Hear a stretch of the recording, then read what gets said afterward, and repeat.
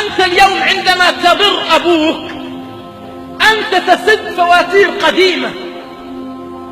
أنت عندما اليوم تبر أبوك وأمك أنت تسد فواتير قديمة. إذا اليوم أنا أعطيت أبي مال، كم كان أبي في ضيق وأعطاني. بل والله بعض الآباء يخرج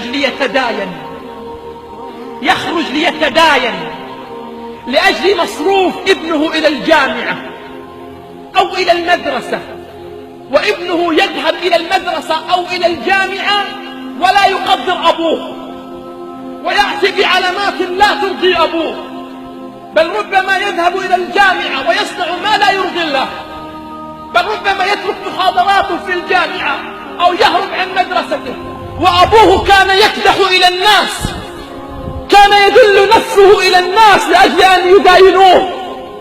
أنت اليوم عندما تعطي أبوك المال كم أعطاك وهو في ضيق؟ أنت اليوم حينما تقف مع أبوك في محنته وقد كبر كم وقف معك في محنته؟ كم مسح دموعه في الصغر وفي الكبر؟ تذكر ذلك جيدا. كم وقعت في مصيبة فانتشلك أباك منها؟